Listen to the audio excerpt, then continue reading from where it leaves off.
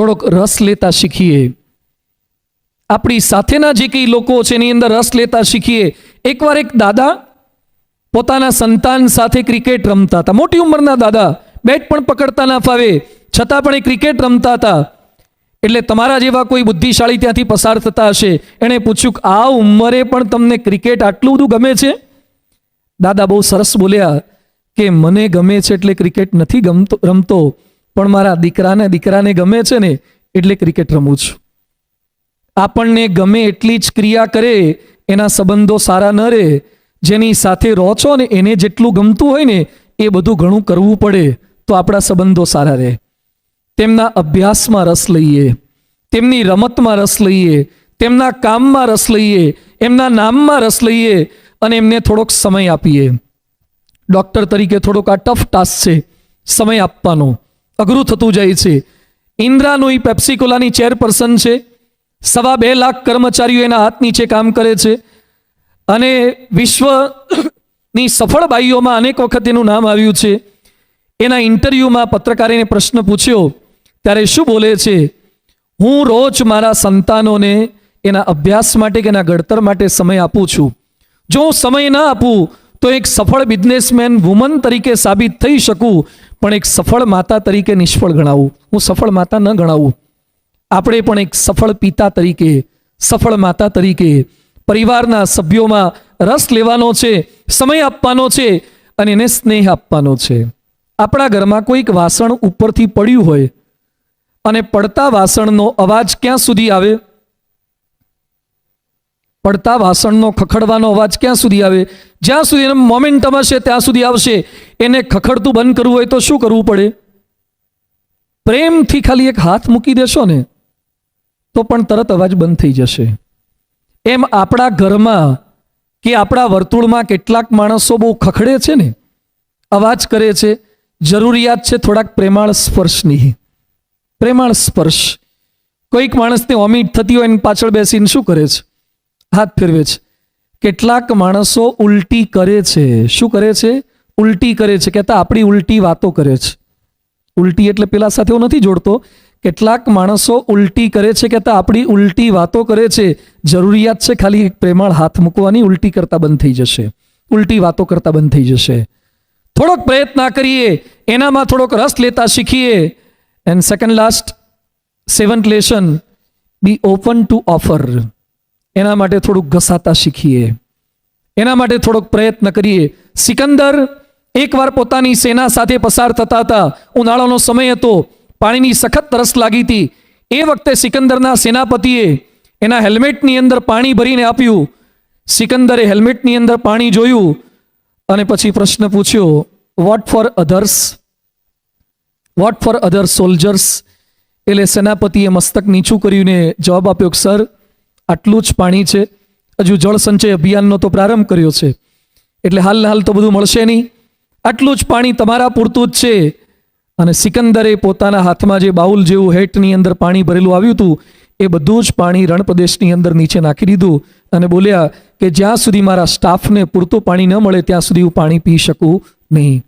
Offer. પરમ પૂજ્ય doctor સ્વામી અનેક વખત પ્રસંગ કહે છે. પૂજ્ય પ્રમુખ સ્વામી મહારાજ એમની સાથે ડૉક્ટર સ્વામીને લઈને BAPSના એક બહુ જ મોટા ફંક્શનમાં રાષ્ટ્રપતિને આમંત્રણ આપવા માટે દિલ્હી જતા હતા. પહેલી જ વખત પ્લેનમાં પૂજ્ય ડૉક્ટર સ્વામી બેઠા. પ્રમુખ સ્વામીજી અગાઉ બેઠા હતા. ડૉક્ટર સ્વામીજી પ્રથમવાર બેઠા હતા. પ્રમુખ સ્વામીજીની સીટ વિન્ડો પાસે આવી હતી. ડૉક્ટર સ્વામીજી આઈલમાં હતા. ડૉક્ટર સ્વામીજી પહેલી વાર બેઠા હતા એટલે સહેજે ક્યુરિયોસિટી, જિજ્ઞાસા, માનવ સહજ સ્વભાવ એટલે થોડાક ઊંચા થઈને એમણે બારી બાજુ જોયું. પ્રમુખ સ્વામીજી આ પળમાં પામી ગયા અને સ્વામીજી ઊભા થઈ અને ડૉક્ટર સ્વામીજીને કહે છે, તમે આ બાજુ બેસો, હું તો ઘણી વાર બેઠો છું. ઊભા થઈને એમને બેસાડ્યા. ડૉક્ટર સ્વામીજી આજે વર્ષો પછી અનેક વખત કથામાં પ્રસંગ કહે છે કે હું પ્રથમવાર બેઠો છું, મારી જિજ્ઞાસા છે એને સમજી ગયા અને એમણે પોતાની સીટ મને ઓફર કરી દીધી. બહુ નાની ઘટના છે, પણ આપણી સાથે જોડાયેલા માણસોને આપણે કઈ કઈ રીતે મદદરૂપ થઈ શકીએ છીએ, કઈ કઈ રીતે હેલ્પિંગ હેન્ડ્સની જરૂરિયાત છે, એ પણ આપણા સંબંધો એક સારા કરી શકશે. અને last thing, make the nature of nurture. N for nurture. Make the nature of nurturing nature. કેટલાકના ક્રશિંગ નેચર હોય છે, એને ડિસ્ટ્રોય કરવાના નેચર હોય છે, તોડવાના સ્વભાવ હોય છે. આપણો સ્વભાવ, સારો સ્વભાવ કઈ રીતે રાખી શકીએ? આપણી હાજરીમાં લોકોનું પોષણ થાય. રામાયણમાં બહુ સુંદર વાત આવે છે. છેલ્લે રામ અયોધ્યામાં પાછા આવી ગયા પછી સમગ્ર લંકાવાસીને ઉપદેશ આપે છે, અને ઉપદેશ આપ્યા પછી એક વાક્ય બોલે છે, સુનહુ કરહુ જો તુમ હી સોહાઈ. મેં જે વાતો કરી છે એમાંથી તમને જેટલું યોગ્ય લાગે એટલું પ્રેમથી કરજો, અને જ્યારે મારી મદદની જરૂર હોય ત્યારે કહેજો.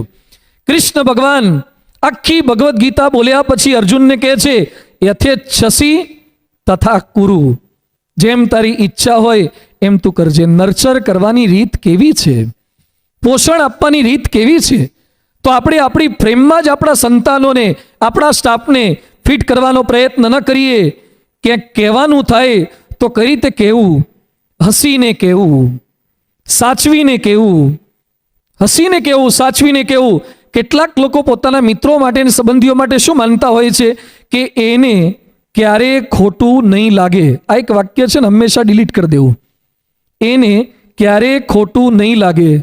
ગમે તેવા માણસને ક્યારેક એવા સંજોગોમાં ખોટું લાગી શકે છે. એટલે ક્યારે અતિ વિશ્વાસમાં ન રહેવું કે એને તો ખોટું નહીં જ લાગે. લાગી શકે છે, શક્યતા છે, તો નમી દેવું, ખમી લેવું.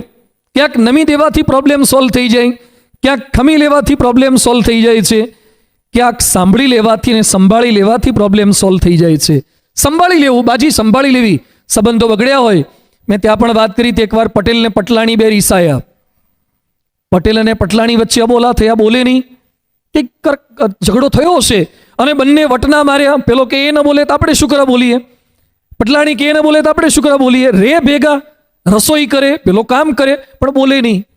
પેલાને બહાર જવાનું થાય ત્યારે દિવાલ સામું જોઈને કે સાંજે આવીશ. હા, દિવાલ સામું જોઈને કે, મોઢો મોઢ ના કે. પેલા રસોઈ કરે, પીરસી દે, પણ આમ જોઈને પીરસી દે, મોઢા મોઢ પીરસે કશું જ નહીં. આવું ચાલ્યું થોડાક દિવસ સુધી. પહેલ કોણ કરે? એમાં એકવાર શિયાળાનો સમય હતો, ઠંડી ઘણી હતી. તાપણું કરવા માટે બે જણા બેઠા. ગામડાનું ખેતર જેવું હશે કે ઘરની આગળ ફળ્યું, તાપણું કર્યું હતું.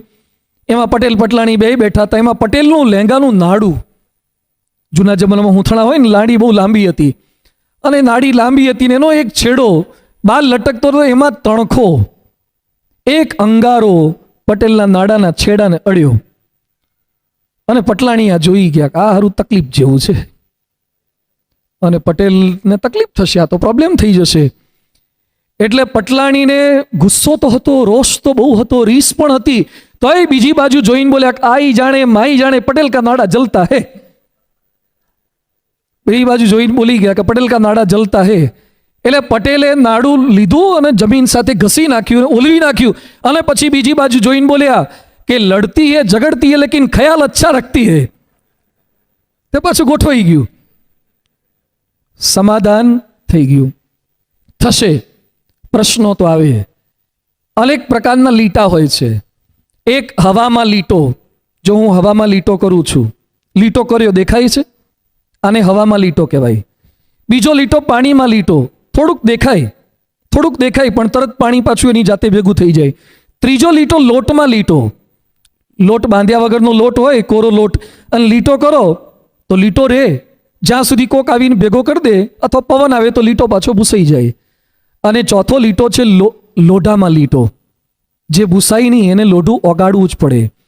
કેટલાક માણસોને ઘરમાં સંબંધોમાં લીટા પડે છે, પણ હવામાં લીટા, એને ખબર ના પડે લીટો ક્યારે પડી ગયો. કેટલાકને પાણીમાં લીટા, કેટલાકને લોટમાં લીટા, કોકે હાથ ફેરવવો પડે, અને કેટલાકને લોઢામાં લીટા, ઓગાળવું જ પડે. ફેરફાર થાય જ નહીં. એ બધાની વચ્ચે આપણે સંકલ્પ કરવાનો છે કે મારા સંબંધો કેવા હોવા જોઈએ. આજનો આખો વિષય આ છે. સંબંધોના અષ્ટકોણને આપણે સમજ્યા છીએ. ભણતા હતા ત્યારે ષટકોણ ને સપ્તકોણ ને અષ્ટકોણ ને, આ અષ્ટકોણથી દ્રષ્ટિકોણ બદલવાનો છે. અષ્ટકોણ કદાચ આગા પાછા આકાર થઈ જશે, કશો વાંધો નહીં આવે. જિંદગીમાં કોઈ અષ્ટકોણ આપણને કામ લાગ્યા નથી. આપણને કામ લાગે છે દ્રષ્ટિકોણ. વાણી, વર્તન અને વિચારો બદલાશે તો યુધિષ્ઠિરની જેમ બધા જ સારા લાગશે, નહીં તો દુર્યોધનની જેમ બધા જ ખરાબ લાગશે. માણસ રોડ પર ગાડી ચલાવવાથી થાકી નથી જતો, પણ લોકો સાઈડ નથી આપતા ને એનાથી વધારે થાકી જાય છે. કોઈ આપણને ઓવરટેક કરે છે એનાથી વધારે થાકી જાય છે. કોઈક હોર્ન મારે છે એનાથી વધારે થાકી જાય છે. વાહન આપણને થાક નથી આપતું, આપણી આજુબાજુ આપણું ગમતું નથી થતું ને એ આપણને થાક આપે છે. એ બધાની વચ્ચે આપણે શું કરી શકીએ છીએ એની વચ્ચે જ ચાલવાનું છે. તમે કાલાવાડ રોડ પર દૂર જઈને મેટોડા જઈને ગાડી શીખી આવો અને પછી એમ બોલો કે હું ગાડી ચલાવું પણ ગાડી પર એક પણ સ્ક્રેચ ના લાગે, એ તમારી કારીગરી નથી. સદર બજારમાં ચલાવો અને એક પણ લીટો ના વાગે, એ તમારી હોશિયારી છે. એમ બધાની વચ્ચે રહો અને સંબંધ ન બગડે, એ તમારી હોશિયારી છે. દરેક સાથે રહો, દરેક સાથે બોલો, એના માટેનો પ્રયત્ન જે આપણે કર્યો છે. રિલેશનની અંદર અને એમાં પ્રમુખ સ્વામીજી એક ઉપાય બતાવ્યો છે, ઘર સભા. પરિવારના બધા જ સભ્યો સાથે બેસીને, a family who stays together, eats together, plays together, prays together. છેલ્લી વિનંતી એ છે જ્યારે પણ જેટલો સમય મળે સાથે બેસીએ, ઓછામાં ઓછું એક સમય પરિવારના સભ્યો સાથે બેસીને જમીએ. અને મહંત સ્વામીજી મહારાજ અત્યારે બહુ જ સુંદર ઉપદેશ એ આપે છે, જે સંપ રાખે તે બુદ્ધિમાન છે, જે સંપ ન રાખે તે બુદ્ધુમાન છે. એમણે બહુ સરસ વાક્ય આપ્યું છે, સંપ રાખે તે બુદ્ધિમાન છે, સંપ ન રાખે તે બુદ્ધુમાન છે. ભલે કઠિન છે પણ આ કામ આપણે કરવું છે. ગીજુભાઈ બધે કંઈક પુસ્તક લખ્યું છે, મા બાપ થવું અઘરું છે. મા બાપ થવું અઘરું છે તો કઠિન કામ આપે કર્યા જ છે ને. 12થમાં સાયન્સ લેવું આપ ભણતા હતા ત્યારે અઘરું હતું જ. 12થમાં મેડિસિનમાં એડમિશન લેવું અઘરું હતું જ. એનેટોમી ભણવું અઘરું હતું જ. પીજીમાં એડમિશન લેવું અઘરું હતું જ. રાજકોટની અંદર કરોડોના ઇન્વેસ્ટમેન્ટ કરી અને હોસ્પિટલ ઊભી કરવી એ અઘરી હતી જ. અનેક કઠિન કામ આપણે કરી શક્યા છીએ, તો સંબંધો સાચવવાના કઠિન કામ પણ આપણે ભગવાનની કૃપાથી, એમના આશીર્વાદથી ચોક્કસ કરી શકીએ. ભગવાન સ્વામિનારાયણ, પરમ પૂજ્ય પ્રમુખ સ્વામી મહારાજ, પરમ પૂજ્ય મહંત સ્વામી મહારાજ, સર્વ દેવતા સર્વ અવતારોના ચરણોમાં પ્રાર્થના કરીએ. અંતિમ પ્રાર્થના, કોઈકને જોઈને મોઢું મચકોડાતું હોય તો એ ભવિષ્યમાં બંધ થાય. કોઈકને જોઈને એલર્જી થતી હોય તો એ ધીમે ધીમે રિડ્યુસ થાય. કેટલાક આપણા ગમતા અને કેટલાક અણગમતા હોય તો ગમતાઓની યાદી લાંબી થાય, અણગમતાઓની યાદી ઓછી થાય. દુઃખોને ડિલીટ કરતા શીખીએ અને સુખોને સેવ કરતા શીખીએ. બીજા આપણને શત્રુ માને એમાં આપણો કોઈ જ વાંક નથી, પણ આપણે બીજાને શત્રુ માનીએ એમાં સંપૂર્ણ આપણો જ વાંક છે. અજાત શત્રુતા છે. આપણે બધા જ સમસુહૃદભાવ અને એકતા સાથે આપણો પરિવાર, આપણું રાષ્ટ્ર એને એક કરી શકીએ, એવી બળબુદ્ધિ શક્તિ પ્રાપ્ત થાય, એ જ એમના ચરણોમાં. ये वीडियो आपको पसंद आया हो तो लाइक करें और शेयर करना मत भूलिए सब्सक्राइब करें गुज्जू कानी चैनल को और बेल आइकन पर क्लिक करना मत भूलिए लेटेस्ट वीडियो सबसे पहले